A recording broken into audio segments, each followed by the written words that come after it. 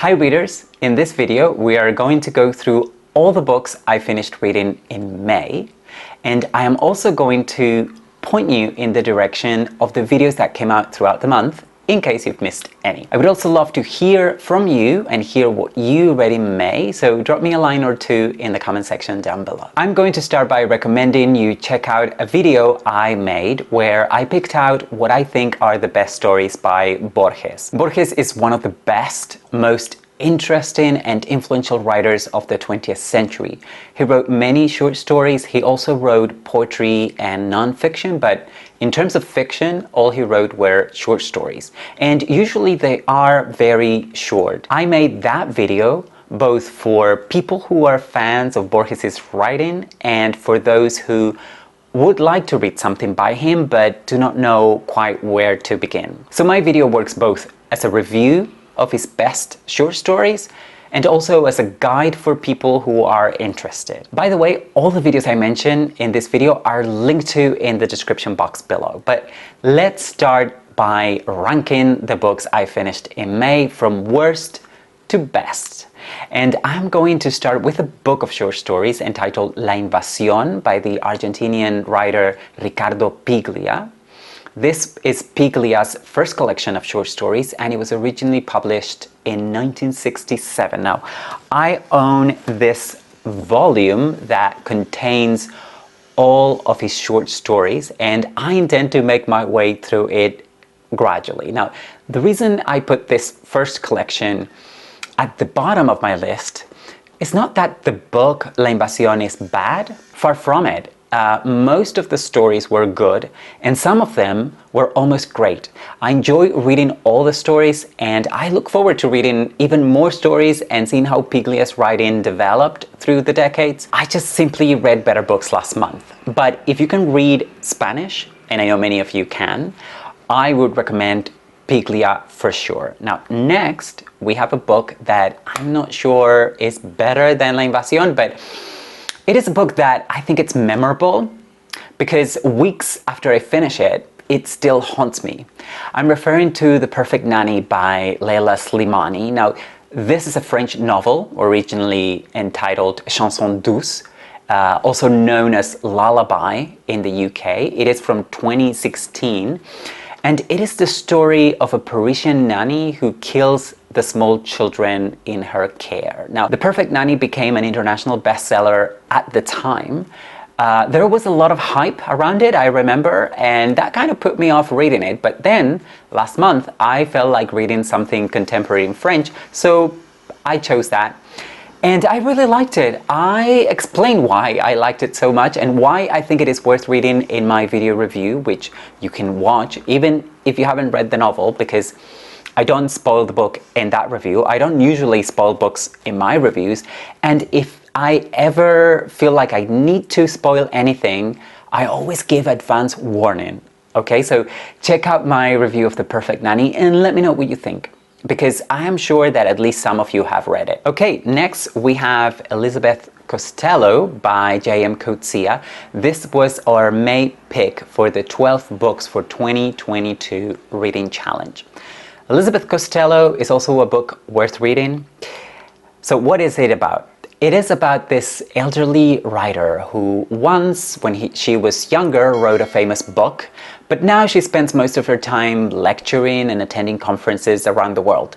She's confronted on her ideas throughout the novel by different people, including a fellow writer, her daughter-in-law, and her sister. I had a lot of fun reading Elizabeth Costello. J.M. Coetzee is one of my favorite writers, and I eventually want to read everything by him. So go watch that video even if you haven't read Elizabeth Costello yet, because trust me, you need to know about this fierce, opinionated, and somewhat tired character. And remember also that in June, so this month, we are reading Moon Tiger by Penelope Lively as part of this reading challenge, and I will be reviewing Moon Tiger. I haven't read it yet, but I will be reading it and I will be reviewing it on the last Sunday of this month of June. So that means that you have plenty of time to get your hands on a copy and read it before I review it.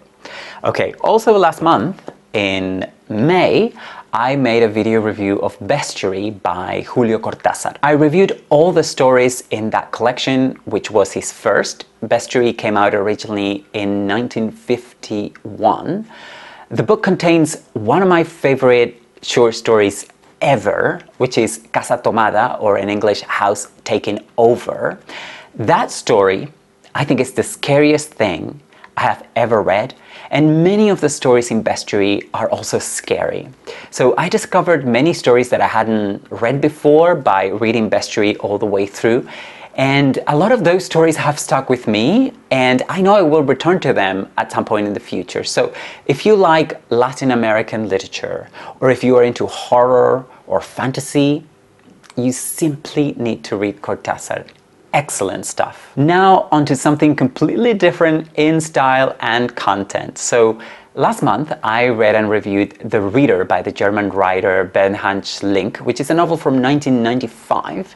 Now you might have seen the movie with Kate Winslet in it, but unsurprisingly, the novel is so much better than the movie adaptation. So The Reader is about how the post-war German generation deals with the country's recent past and with the previous generation, the generation that was directly involved during the war and the Holocaust and so on. So The Reader, I think, is a novel that is incredibly simple, but not in a bad way. It personifies that intergenerational conflict between the, younger Germans who didn't experience the war or anything about that firsthand, and those who did. So the novel personifies that conflict in two main characters. So we have the narrator protagonist on the one hand, and then we have the much older woman that he has an affair with when he's still a teenager at the beginning of the novel.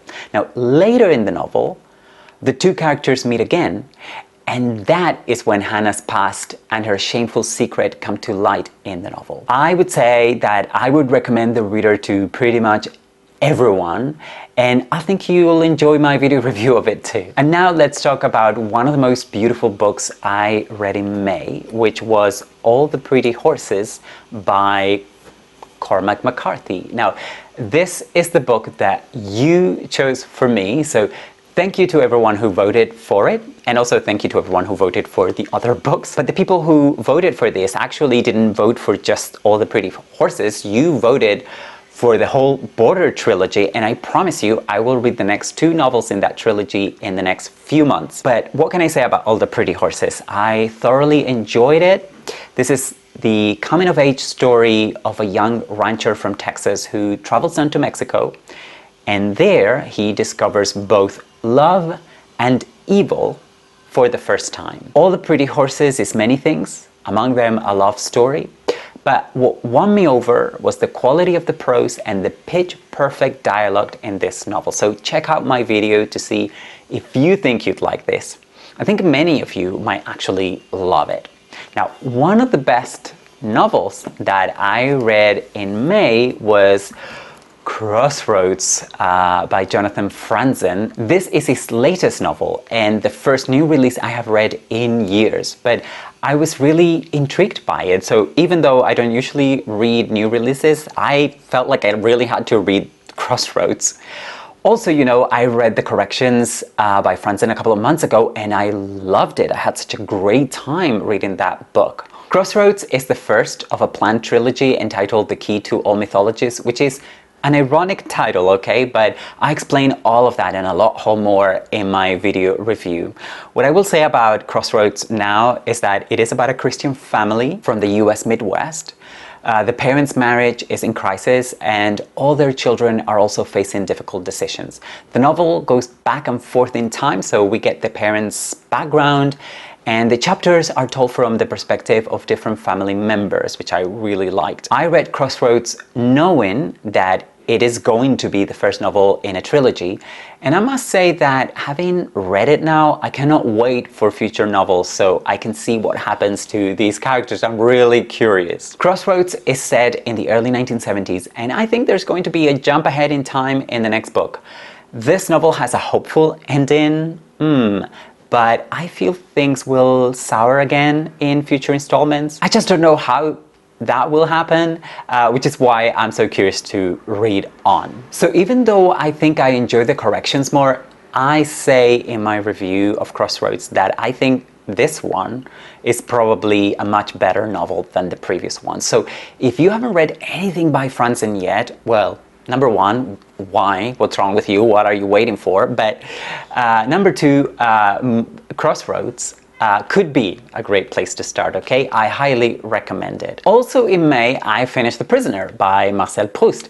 This is volume 5 of In Search of Lost Time. Now, there are still 2 more volumes to go, and I will not make a video about this amazing work until I have finished the whole thing. Now, if everything goes according to plan, that should happen in July, I think.